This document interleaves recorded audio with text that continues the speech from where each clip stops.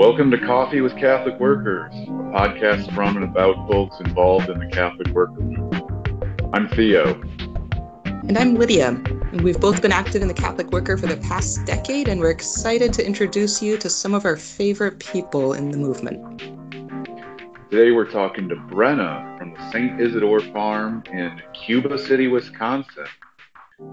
We talked to Brenna about her Catholic worker journey before discussing how the Saint Isidore Farm set up a co-op to handle their finances, her and her community's journey working towards decolonization, and what about the Catholic worker brings her joy. Let's get to the interview.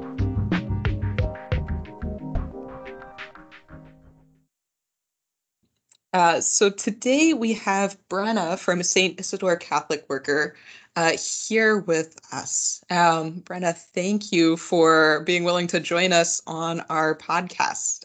Maybe could you share a little bit about yourself and how you got involved with the Catholic Worker? Sure. Thanks so much for having me. Let's see.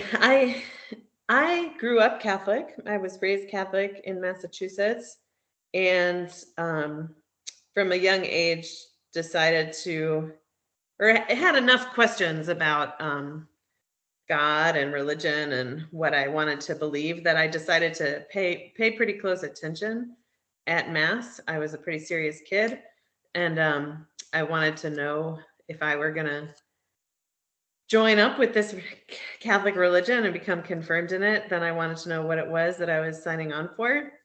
And so I paid close attention at religious education programs, and I paid close attention at Mass, and ended up deciding, yeah, this is what I want to do.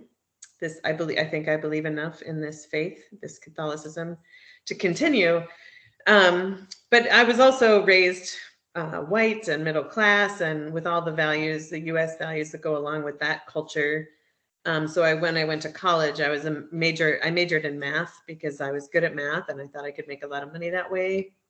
And while I was at college, some of the friends that I made, who were really interested in social justice, like protesting against sweatshops and interested in U.S. foreign policy and how the United States government was harming other countries. A lot of those friends taught me a lot about injustice happening in other parts of the world and how our government had a lot to do with that. And those friends introduced me to some classes. And it's interesting, those friends generally, for the most part, were not Catholic. And sometimes not even religious. So I was starting to see this dichotomy between what I did on Sunday, what I believed as a Catholic, and how where I was putting my money where my mouth was, so to speak. So I was very lucky that the end of my sophomore year, a friend of mine had convinced me to take a course. It was called something like Faith and Poverty or something. And one of the guest speakers in that class, Claire Schaefer Duffy, she and her spouse, Scott, ran the St. Francis and Therese Catholic Worker in Worcester, Massachusetts.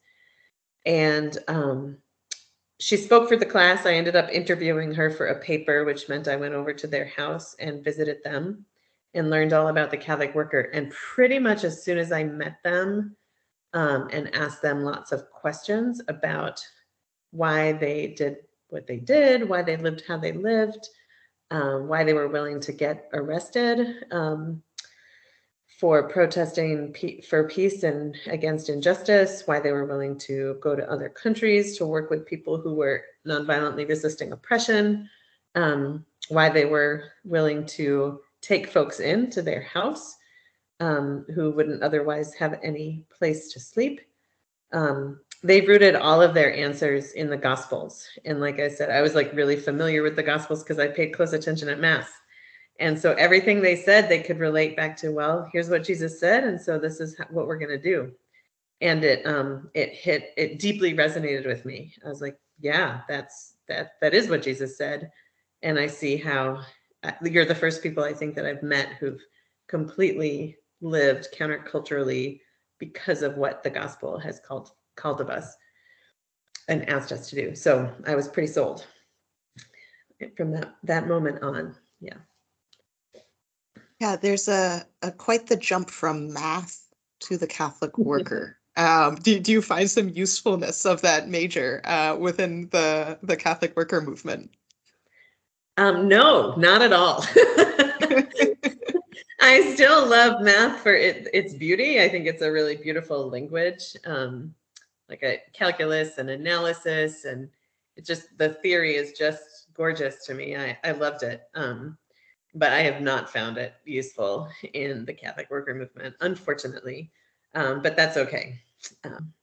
I ended up taking other classes in college that were more useful for the Catholic worker, stuff about radical economics and peace and justice, and the math is just something that I'll maybe come back to in my old age or something. Well, how did you get from college class in Massachusetts to farm in Wisconsin then? It's not a straight line for everyone. Of course it is. Just kidding. No, it's not. Yeah. I mean, I could probably take several hours to explain it, but I'll try to do it in just a minute or two. After meeting Scott and Claire and their 4 children and getting to cook meals with them and travel to New York City to go to protests against the sanctions in Iraq with them, I just fell deeper and deeper in love with the Catholic worker and knew on a real gut level that this was where I was called and this is how I wanted to live.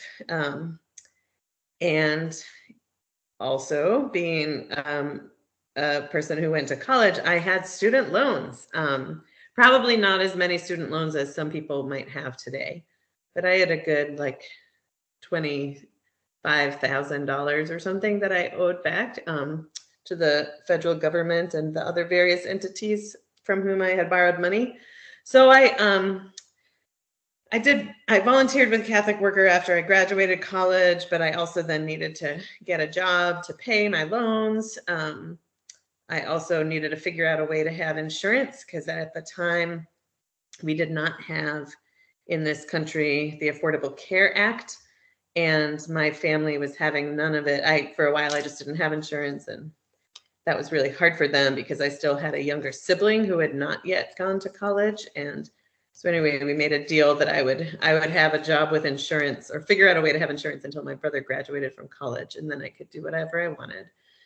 Which I thought was a fair deal. So yeah, just kind of, I worked different jobs. I joined a l'Arche community for a while, living with adults with disabilities. That was beautiful. And it also provided insurance. I went to Notre Dame to get my master's in international peace studies for a year. That was that was a free program that I got actually a stipend to be part of. And it also gave me insurance. So I did various things that I thought were in line with my values while my brother was in college. And then once he was done, I joined the South Bend Catholic Worker again, because after having been at Notre Dame, I met folks starting a Catholic Worker there. Yeah, worked with them for a while, worked with the Catholic Peace Fellowship, trying to help. I met folks who were starting up the Catholic Peace Fellowship. Again, it was an organization that had started in the 60s, but had started with the Vietnam War, helping conscientious objectors get out of the military. And it had restarted, and we were helping folks who had joined the military, but who no longer believed that they could kill because of their Christianity.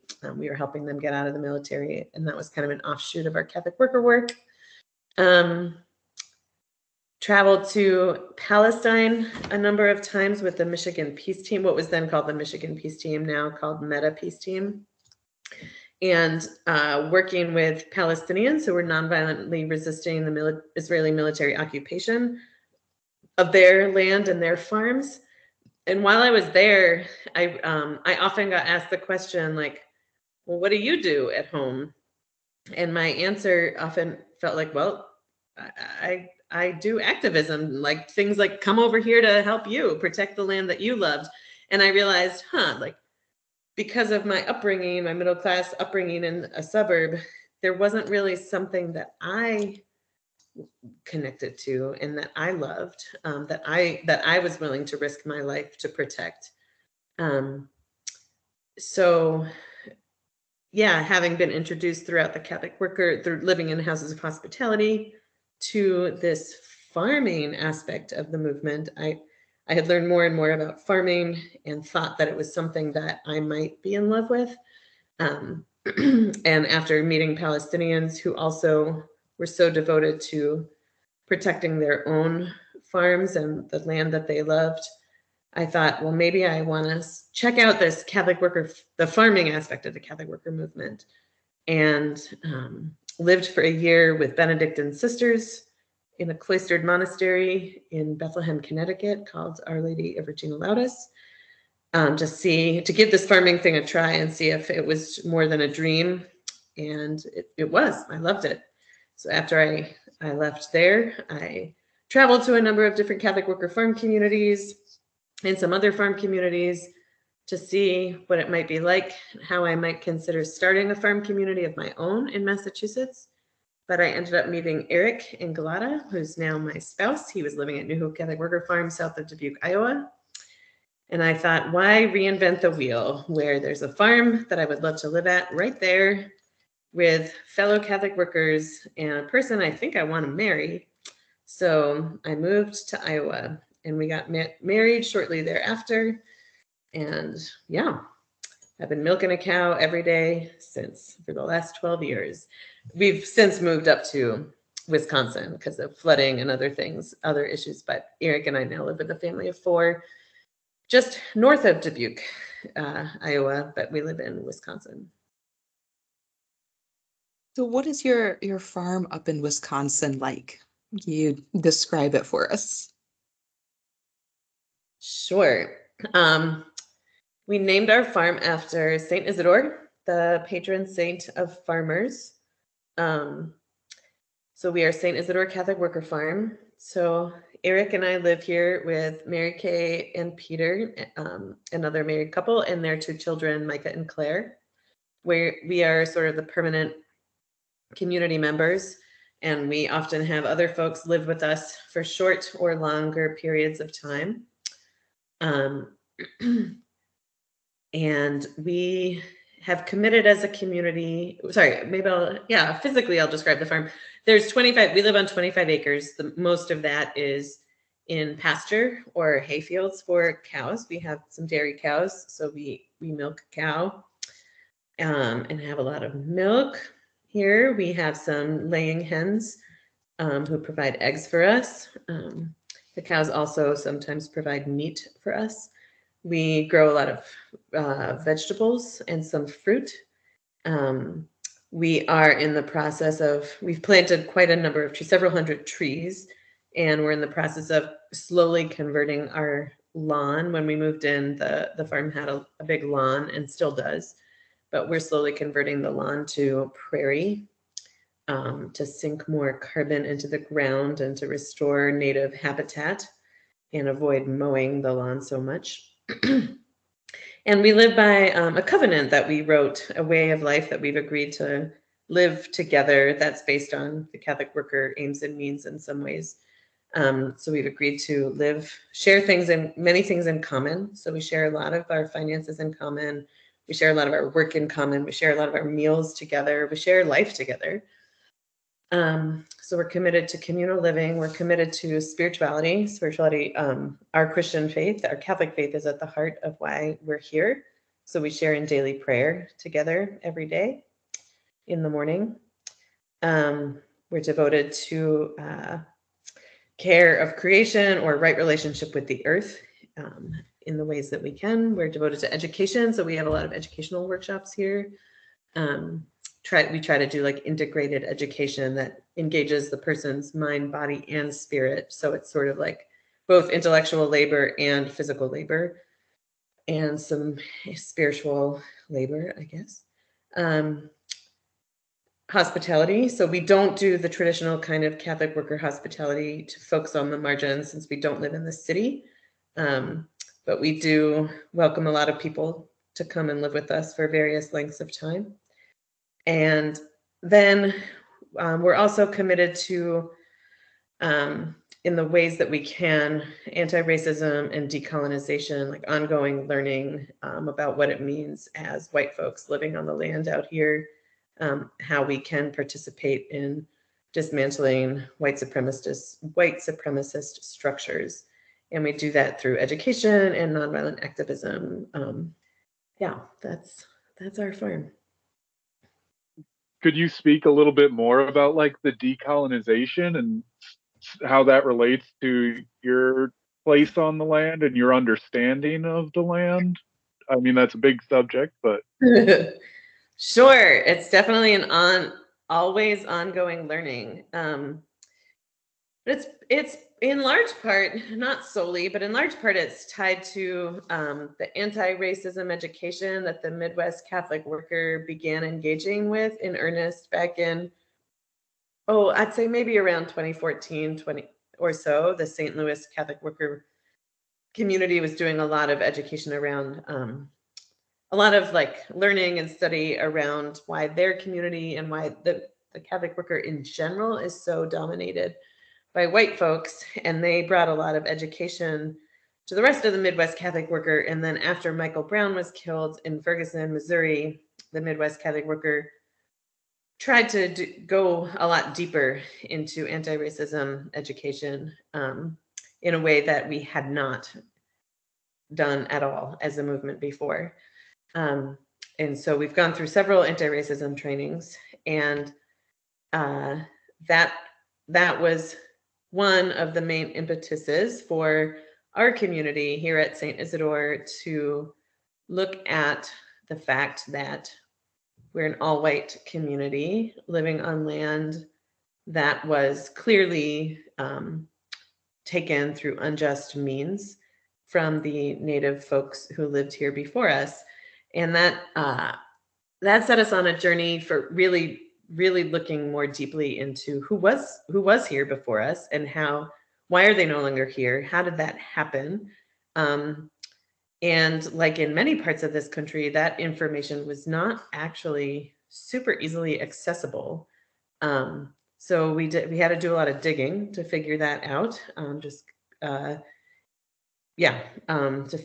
To learn more about that history. We started hosting decolonization workshops with other Catholic workers to help other Catholic worker communities start thinking about these issues. And then learned just a lot more about the U.S. government's forced removal of who used to live on this land, which was primarily the Ho-Chunk, the Meskwaki, and the Sauk, and the Iowa, and how those forced removals came to be. Also, the Catholic Church's strong participation in that colonization through its own operation of Native American boarding schools, which was a tactic that the U.S. government used to steal more land when they were sort of sick of taking land through directly killing people. They thought another maybe more gentle way or something of taking land was just to make sure that there were no Native people left, because they would just assimilate all the Native people into white culture and stole children from their homes and forced them into boarding schools. And I'm Catholic, and so I have to reconcile that this is part of my legacy as a Catholic person, is that my church helped the U.S. government to eradicate Native culture, and through that, there's been a lot of trauma, and a lot of Native children died at these schools as well. So I think a huge turning point for us was in 2015. Eric and I went to a workshop with many people in the Catholic worker are familiar with the radical theologian Ched Myers. He's written several books, including Binding the Strong Man, that have been deeply influential for many in the Catholic worker. Well, he was doing a workshop up in Minneapolis, which is pretty close to us. So we went to it, and what we discovered there, he was partnering with others who lived in the Minneapolis area, including Jim Baird Jacobs, who's a member of the Stockbridge Munsee Mohican Nation, who does great tours of sacred sites in Minneapolis called Sacred Sites Tours. For anyone who lives anywhere near to the Minneapolis area, I strongly recommend going on one of Jim Bear Jacobs' Sacred Sites Tours. And it's through an organization he runs called Healing Minnesota Stories. And it became clear to us when we participated in this workshop that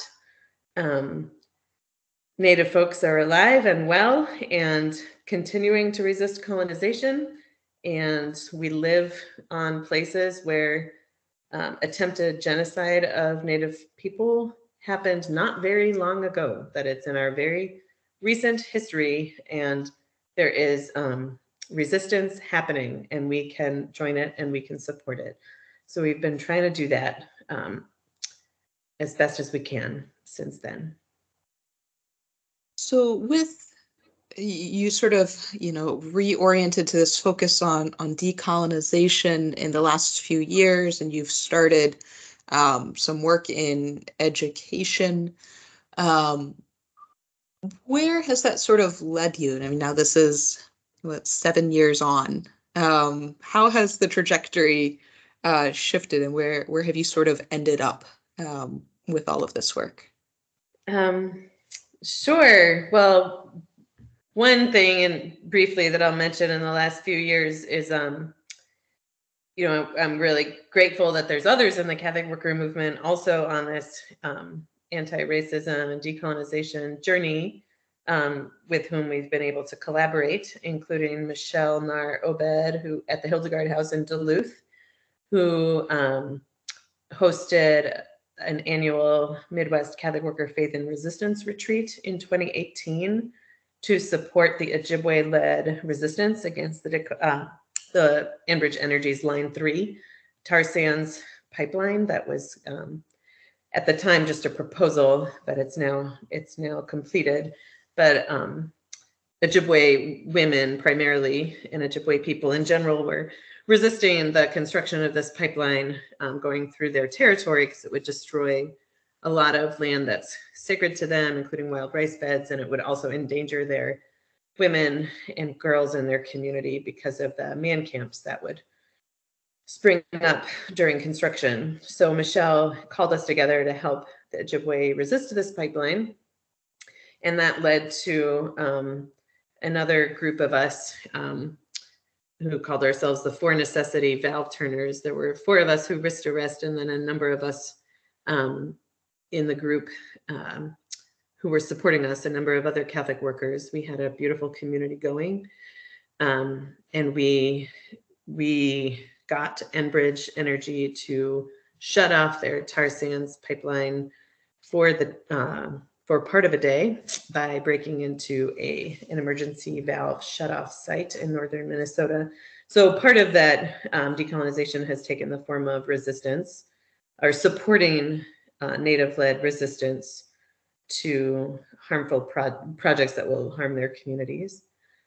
Some of the way decolonization has taken shape in my life also is, as a Catholic, I've helped to gather other Catholics in a grassroots group that's now calling itself the Catholic Native American Boarding School Accountability and Healing Project. It's quite a long name, but it's AHP for short. Maybe one day we'll have a better, less long name.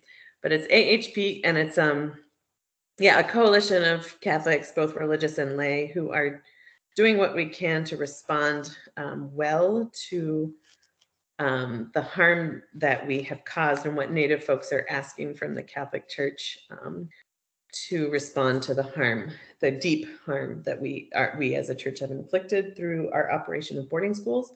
So I am an active member of that. I'm part of the archives subcommittee, and we work with lots of archivists who are trying to find and organize and make accessible any archival records that the church might still hold on Native people's history in these schools, and archives to which Native people generally want access and really have the right to, I believe they have the right to control over those records, because it's information that was collected about them. That's a term that is often referred to as data sovereignty. So we're working to support their right to data sovereignty. And then lastly, I currently work with the group called the Nuns and Nuns, Nuns and Nones, like Catholic sisters, and then people who don't necessarily affiliate with a religion. The Nuns and Nuns Land Justice Project. So we work with communities of religious sisters and other movement partners to create land transitions rooted in both ecological and racial healing. So what that means on a practical level is Catholic sisters have land, and a lot of them realize that they need to make decisions about what to do with that land as their communities age and grow much smaller. They're making decisions now about what they're going to do with the vast amounts of beautiful land that many of them have. And a lot of them want to do really good things with it. A lot of them are very attracted to the idea of putting it in easement. And our project is trying to work with them to expand those options of not just protecting their land with a conservation easement, but to position who actually gets to steward that land, own that land, have access and tenure with that land. Given that 98% of land in the private land in the United States is currently owned by white people, we think that sisters could play a really big role in shifting that, beginning to shift that dynamic by maybe returning land to the Native Nation on whose land they live, or giving land to an indigenous-led, land trust, or perhaps partnering with like a Black-led farming collaborative that's doing really innovative farming methods that sink carbon into the ground and are mitigating climate change and restoring ecological health. Like maybe they could give their land to this kind of a cooperative, of a Black farming collective or something. So we're working with them to expand what they're thinking of, ways that they can do good things with their land. So those are some of the ways that this decolonization has taken shape. That's a lot you've got going on in addition to maintaining a farm with all of the work that entails. Does it feel as busy as it sounds? Yes. I'm super grateful to live in community, because actually right now with this, with my new job with the Nuns and Nuns Land Justice Project, there's a lot of farm work that needs to be done right at this very moment. And I am doing almost none of it personally. My community members are really pulling the weight for me, which I often feel a twinge of guilt about. But one of the beautiful things about living in community is, for a long time, is when you've lived with people for 12 years, we all go through ebbs and flows, and some of us hold things at different times and cover for each other in different times. So right now, I feel like the rest of my community is really covering for me, because they really see how much I am passionate about this work. And I'm really grateful that they're kind of giving me the space to do some of this other work. Whereas in the past, I did more farm work, kind of taking a pass this fall on a lot of that. I think it might be interesting, Brenna, to touch on how some of the finances work for your farms. I think that's like a big thing for a lot of people interested in these ideas of like starting a Catholic work, or figuring out like how do you get land? How do you get property? What does that all look like? Yeah. Eric and I, and Mary Kay and Peter, we have been committed for our whole time living in community to earn not only below the taxable income, but below the federal poverty line, as Catholic workers. That had been a commitment of ours. And so we really didn't have money, but we were very privileged to be able to. We asked Rick Mim and Mary Moody, who owned and operated New Hope Catholic Worker Farm south of Dubuque, to live there. And Eric's mother had died before I met him, right before I met him. And she had left him some money. And he used that money to build, to turn an old lean-to barn into a livable enough structure that Eric and I and Mary Kay and Peter moved in and lived at. That's the structure, though, that was got flooded and eventually became unlivable for the long term for our community and for Mary Kay and Peter's growing family. But so not everybody has like family money that they're able to build a house, use to build a house, but we did. So we also got a start because Rick and Mary let us live there for very little expense to us. And then once that flooded and we knew we needed to look for a new place, we happened to live in the Dubuque, Iowa area, where there are lots of Catholic religious communities. There's Franciscans, there's Trappists, there's Trappistines, there's BVMs, there's PBVMs, that's the Sisters of Charity of the Blessed Virgin Mary, and then the Sisters of the Presentation of the Blessed Virgin Mary. And then there's Cincinnati Dominicans, and I think more. They're just all over the place. So we had been living south of Dubuque, Iowa for 7 or 8 years, doing this Catholic worker farm thing, living quite simply with not money saved.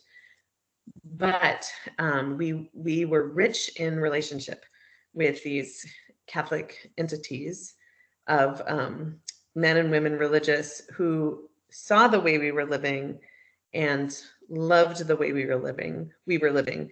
And so we reached out to these communities, and I would say it was mostly these communities who made it possible for us to buy new land. This new land that we purchased was a lot of money. It was over $300,000, and we never in a million years thought that we would ever buy anything that expensive. But we got a huge no interest loan from the Sisters of Charity of the Blessed Virgin Mary. And then we've been able to pay that off partly through, again, through some of the money that Eric had received when his mother had died, as well as different chunks of money have come in from various places, including other Catholic worker communities where Eric used to live, that have helped us buy this place. And also through part-time jobs, we continue to pay down the loan. So it's all like, we ended up turning into legally forming a cooperative. It's similar in other states. It would be similar to an LLC, but Wisconsin is a really great state for cooperatives. So we decided to become a cooperative. And then the 4 of us adults are members of that cooperative, and the cooperative owns the land and the house. We thought that would be the best way to go about it in case in case other community members came along. We have like bylaws and expectations laid out of how people could buy into the farm and what they might expect to receive if they left. It's a little bit more clearly stated financially how that ends up working. We had all lived and had other community experiences previously where the finances weren't as clearly spelled out, and that sometimes led to some problems. So we wanted to be as clear as we could.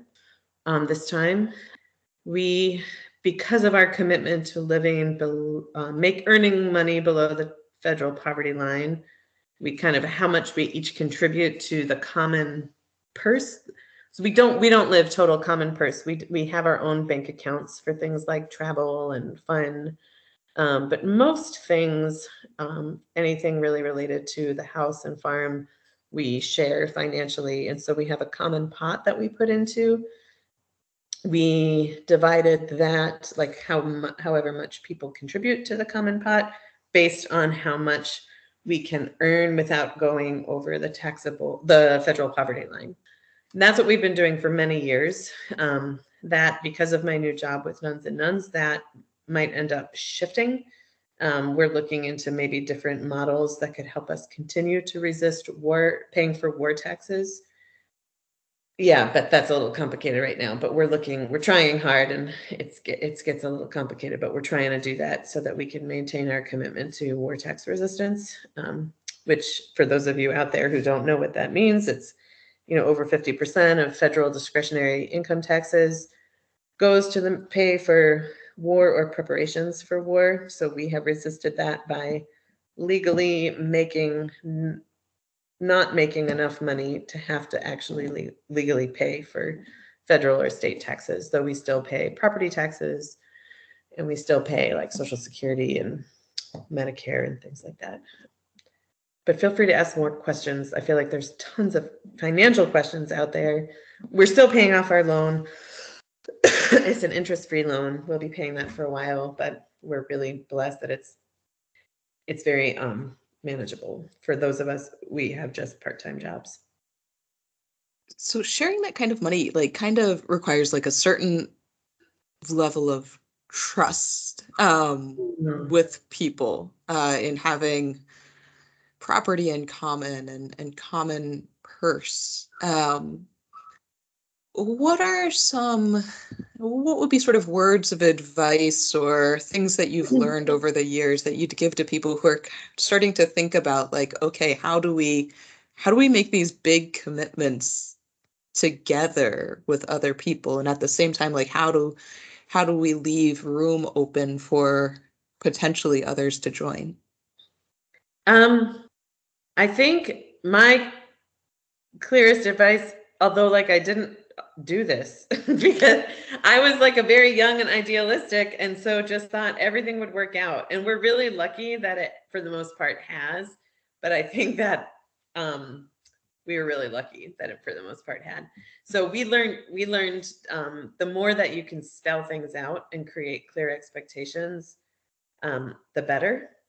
So be as clear with expectations, especially around like finances and things like that, as possible. And then on the flip side, like, leave as much room as possible for like grace and for mercy for your community members. And a big growing lesson for all of us has been to always trust your community members' best intentions. Because little things can really start to get on your nerves, especially around like agreements about how we've said we would live, and about money. Money's a big thing. So always trust your community members' best intentions. That's a really important practice. It's easier said than done, but it's super, I can't express how vital that it is. We also once a week, every Friday morning, in the context of prayer. So we pray Monday through Friday together. I know you asked about money and I'm talking about prayer, but they're very interrelated to trust and all of that. On Friday mornings, in the context, instead of having our normal daily reading of the gospel or and intentions and silence, on Friday mornings, instead we have written what we call a reconciliation ritual, where we share with one another apologies, grievances, and affirmations. And that weekly opportunity to express disappointment, hard feelings, hurt feelings, apologies, and affirmations of what we love about one another has really done wonders for living in community together. So I would highly recommend people who are looking to live in community to, one of the very first things they do is to decide how you're going to process conflict and start implementing it right away, regularly, before things get out of control, because they can get out of control very quickly and a lot of resentment can build up. So I would really recommend that for anyone who's thinking of sharing life together, sharing finances together. Another thing about finances is we don't have a complete common purse. And I have so much respect for people who do. I think that requires a ridiculous amount of trust, and a ridiculous amount of letting go of all of the ways we've been raised in this. Is if you come at all from like a middle-class society in the United States, it's really hard to give up that idea of like independence, independence and mobility and autonomy, which I think autonomy in the Catholic worker community is really important to have. And so I think it's actually kind of dangerous to jump into something like Common Purse. I think right now we've lived as a community, we've lived together for about 12 years. And I would say right about now is when I think I could do total Common Purse with these people. I think I'm ready now. And that's 12 years into it. I think monasteries and religious communities have it right when there's a lot of discernment before you go in and give up your financial autonomy. There's a lot of trust building that needs to happen. And I think that's super wise. So I'm really glad that we've maintained, though we share a common bank account, we also maintain our separate bank accounts. Because I think it's important that that people don't feel trapped, and that they can still earn money.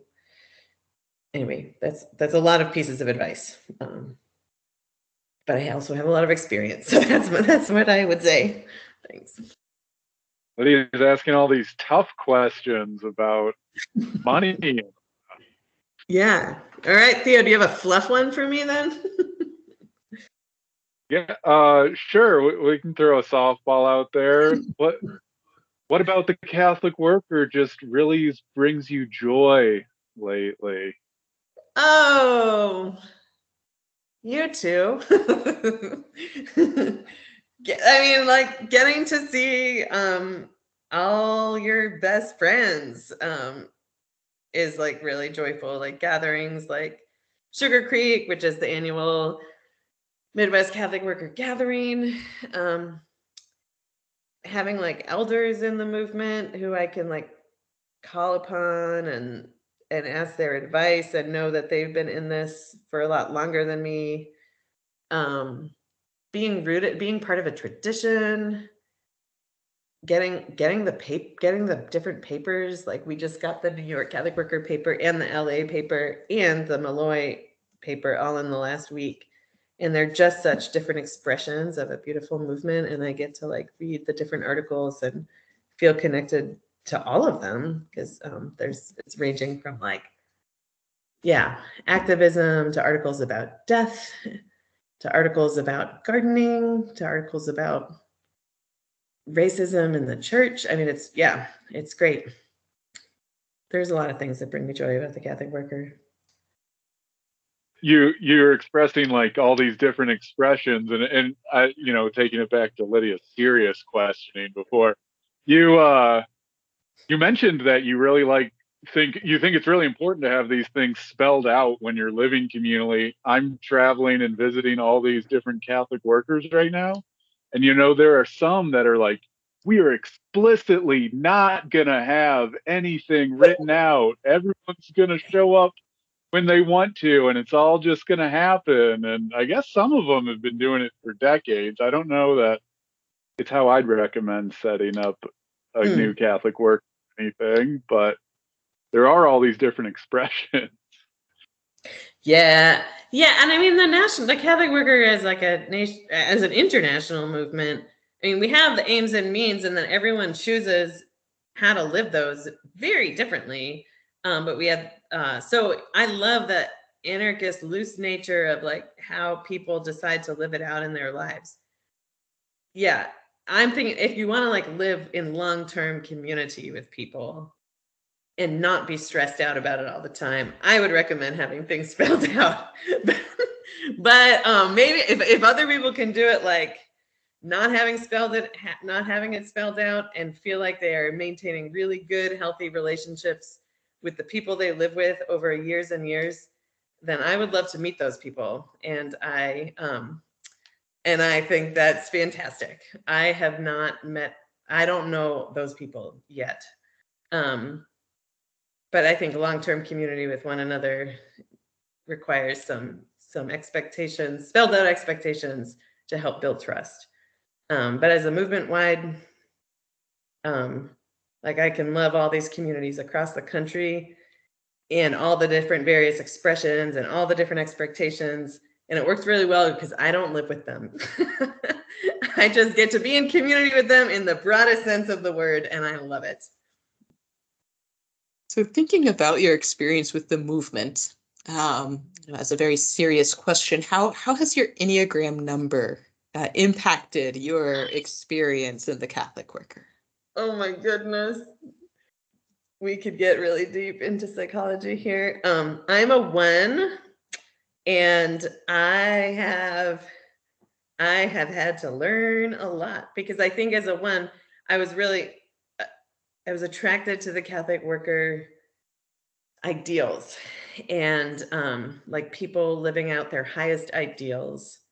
And I saw, and I had a very strong sense of what it should look like to live out those ideals more or less perfectly or with a complete integrity. And so while the Catholic worker for the most part has been a really joyful part of my life, yeah, it's also been hard to have very high expectations of myself and my community members and the movement, of which I am a part. And so sometimes I feel a lot of disappointment or anger, about when people aren't living up to the ideals that we claim to be in service to. So I'm hoping that as I age, and I'm now in middle age, one of the things that I think I'm learning to let go of is like the ideal of living those ideals perfectly, and giving ourselves like some room for grace and understanding that we're humans with limits. But how do you do that? That's always a good question. How do you do that? How do you balance that with not just totally letting yourself off the hook, or like totally embracing white middle class comfort? I don't know. It's a tension for me. So I would say as a 1, that is a tension. Like, how do I not hold on to these ideals so stridently that I make myself and everybody else around me miserable?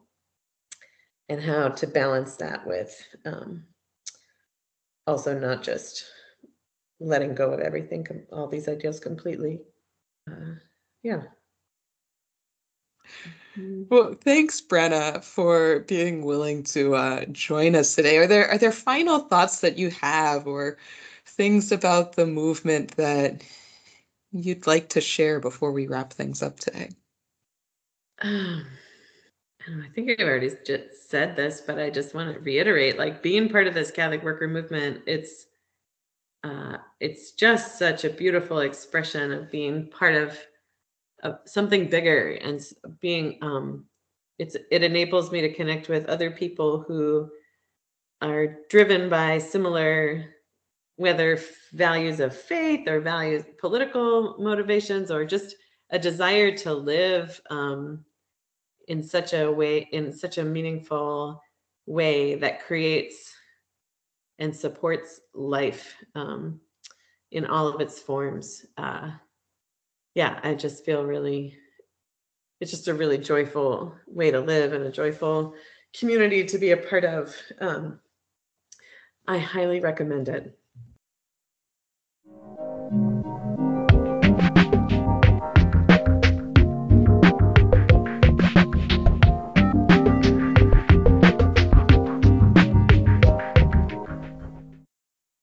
I'd like to thank Brenna for sharing her time and wisdom with us today. If you'd like to learn more about some of the land justice work Brenna referenced, you can visit nunsandnuns.org. That's NUNS and NONES.org.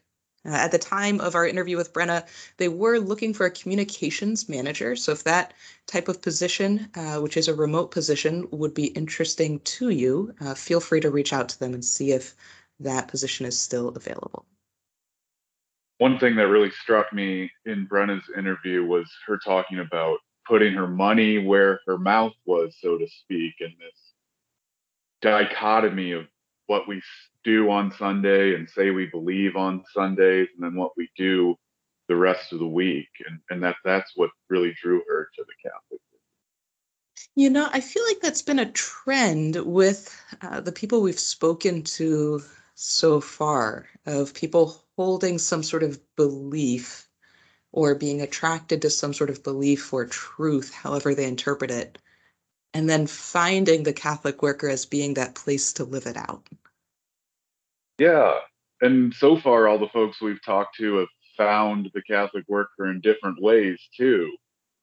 Julie showed up at Occupy, and Joanne had a friend who dragged her along, kicking and screaming. Brenna learned about it in her college course, which was kind of uh, heartening to me. I feel like I've talked to hundreds of college and high school groups over the years about the Catholic worker. I always wonder, is it just kind of going in one ear and out the other when I'm talking to these young people? But maybe one of these days I'll talk to the next Brenna. Sure, yeah. In Chicago at Emmaus House, we have one community member who got started through high school and college exposure volunteering at the Catholic Worker. So one of these days you'll hit someone.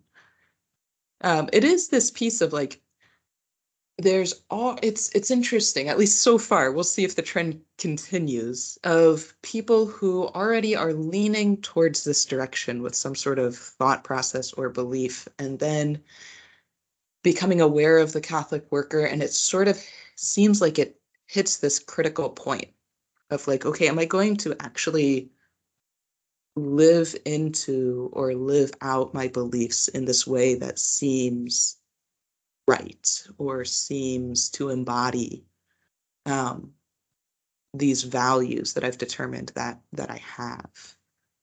In some organizing spaces, we kind of talk about it as like when people become radicalized.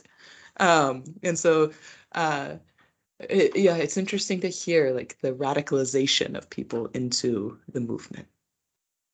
Yeah, I think deep down in a whole lot of people, we know that the dominant system isn't great, that it's Mm. pretty violent.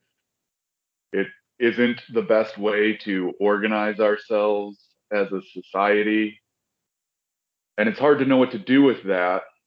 Um, but maybe the Catholic worker is, for some folks, just that space where it's, like Peter Morin talked about, a world where it's easier to be good. Yeah. And it's not, it both sometimes sounds so simple to jump into it, and at the same time, this very long and complicated journey. I'm thinking of Brenna's um, comments and reflection on sort of the trust that has to be developed. And now feeling after over a decade of living in community of like, okay, maybe now there would be the trust, like a deeper trust to do something um, more significant with things like shared money. And I think that, yeah, I appreciated this balance of both the value and joy that comes out of it and this recognition that um, it is also difficult and there are these risks involved when you jump in to something like this.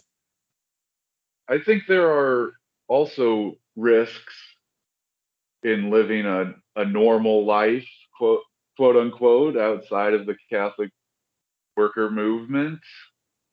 And those and that might be and those are the risks inherent to how this system works too. We've seen out there in the world, it's very normal to trust your money to a retirement account or something like that. But then every 15 years or something like that, the stock market just crashes too. And we find all these people who have put their trust in that system, and they wind up with nothing as well. And it's hard to put our trust in something different, but it's very normal to put our trust in these systems that don't have our best interest in mind. Hmm. Yeah, we kind of discount the vulnerability we have in trusting capitalism, perhaps simply because since everybody has that shared vulnerability, we normalize it maybe. I was also glad to hear about the St. Isidore folks working towards clarification of thought around decolonization. I think that that's one of Peter Morin's hugest blind spots. He can talk a whole lot about going back to the land and stuff like that, but not about land back, about who was on the land, where those people are today. Yeah, decolonization, it's such a huge topic, both sort of, I guess, in significance, but also in what it encompasses. And I'm really impressed that they are willing to try to take something of this breadth and magnitude on. And we're only making a start at it too. But like Dorothy Day would like to quote, by little and by little, we need to start doing it. Yeah, have to start somewhere. That piece of personalism. Yeah, the decolonization piece is really fascinating in thinking about both, I mean, the whole land justice piece that Brenna is working with, and then the perceptions of who who deserves what, and almost the sense of like how much time can pass before we sort of decide that past wrongs no longer need to be righted. Um, Almost as if like, well, if enough time goes by, it's okay that there had been injustice. And that's always an interesting piece to worry about of like what amount of time are we all of a sudden okay? Like, yeah, something terrible happened, and now since enough time passed, we no longer feel responsible for it. Yeah, these are tough questions. I think we need more clarification of thought. One other aspect that I felt like came out in Brenna's interview that I appreciate about the movement, and I think this was something that Julie referenced a little bit as well, is the ways that living in community allows different people at different times to live into different projects that perhaps they would not be able to do on their own. Of Julie going overseas, of Brenna being able to do a little bit less work at the farm to be able to do the land justice work, in the ways that uh, we can become something larger than our individual parts. Yeah, it's kind of a risk reward thing, going back to what we were saying earlier about, there's risk in trusting these other people that we're in community with, but it does allow us to live in a more free way in certain ways, and a more rewarding life, at least in my experience.